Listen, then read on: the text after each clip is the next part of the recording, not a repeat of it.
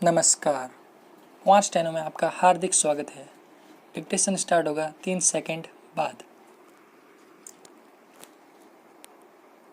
Start.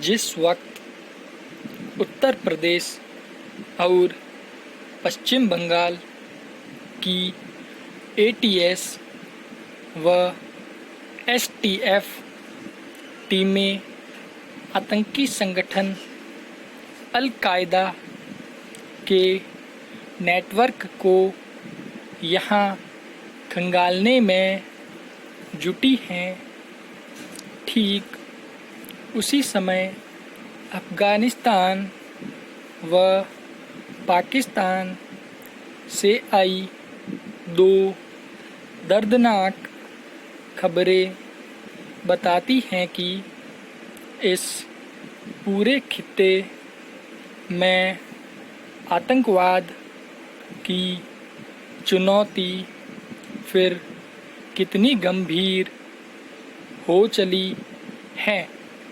Afghanistan में तालिबान ने जहां 20 से ज़्यादा निहत्थे अफ़गान कमांडरों का कत्ल कर दिया, तो वहीं पाकिस्तान के खैबर पख्तूनख्वा सूबे की एक बस में हुए धमाके में 13 लोगों की मौत हो गई है और कई लोग गंभीर रूप से जख्मी हो गए।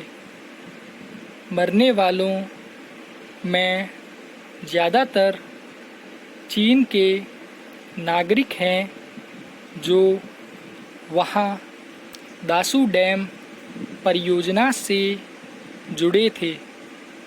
ये घटनाएं भारतीय सुरक्षा बलों के लिए खतरे की घंटी होनी चाहिए। उन्हें अब कहीं अधिक मुस्तैदी का प्रदर्शन करना होगा, क्योंकि पिछले करीब 1.5 साल से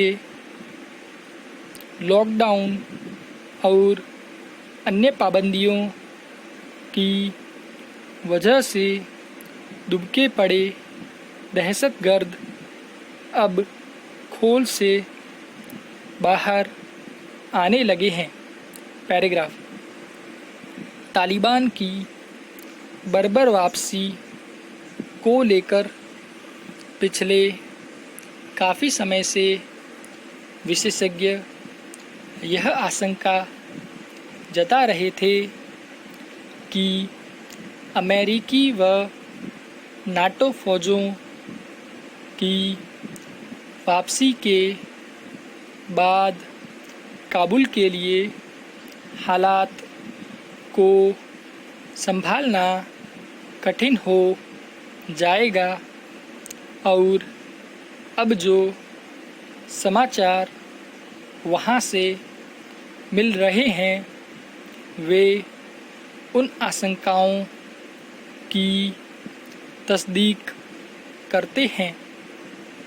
अफ़गानिस्तान के ग्रामीण इलाकों में तालिबान का दबदबा बढ़ता जा रहा है, तो काबुल में बैठी सरकार शहरी इलाकों को बचाने में जुटी हैं।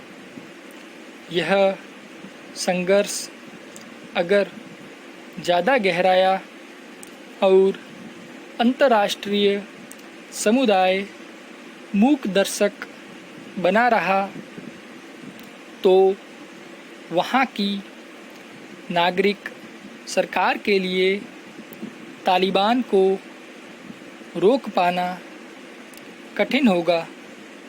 हालात की गंभीरता का अंदाज़ा इसी बात से लगाया जा सकता है कि कुछ दिनों पहले तालिबान के संघर्ष से डरकर सैकड़ों अफ़गान सैनिक पड़ोसी देश तजाकिस्तान भाग गए थे और अब तो वहाँ से नागरिकों का पलायन भी शुरू हो गया है, क्योंकि जिन ज़िलों पर तालिबान का नियंत्रण हो चुका है वहाँ कट्टरपंथी निज़ाम के कायदे लागू किए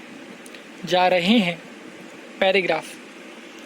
निस्संदेह यह स्थिति हमारी चिंता अधिक बढ़ाने वाली है।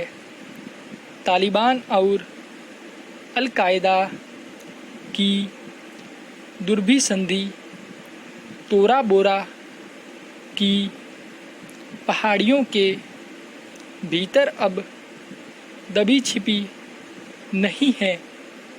पाकिस्तानी फ़ौज और ISI से उसके रिश्ते भी जग जाहिर हो चुके हैं।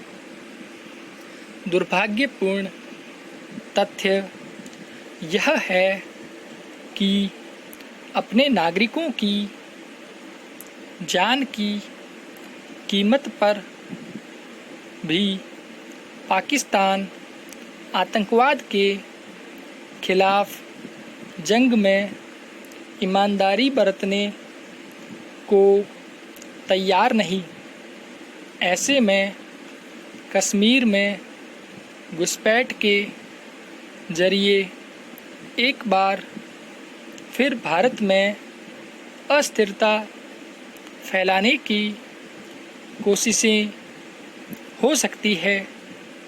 इसकी आशंका इसलिए भी गहराती है कि जिस अंसार गज़वत उल हिंद से जुड़े होने के आरोप में 2 लोगों को UP ATS ने दबोचा है, वह अल-कायदा की ही एक शाखा है और कश्मीर में इसका गहराता नेटवर्क रहा है।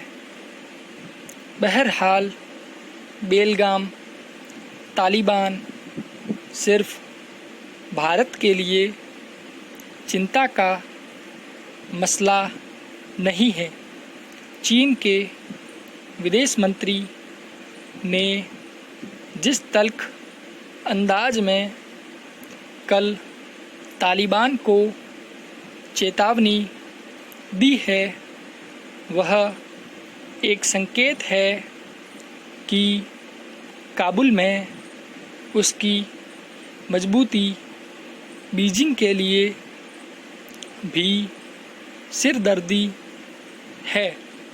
खासकर ईस्ट तुर्किस्तान इस्लामिक मूवमेंट के जो लड़ाके तालिबान की सरपरस्ती में वहाँ जमा बताए जा रहे हैं, वे चीन के शिनजियांग सूबे से 100 किलोमीटर से भी कम की दूरी पर एकत्र है।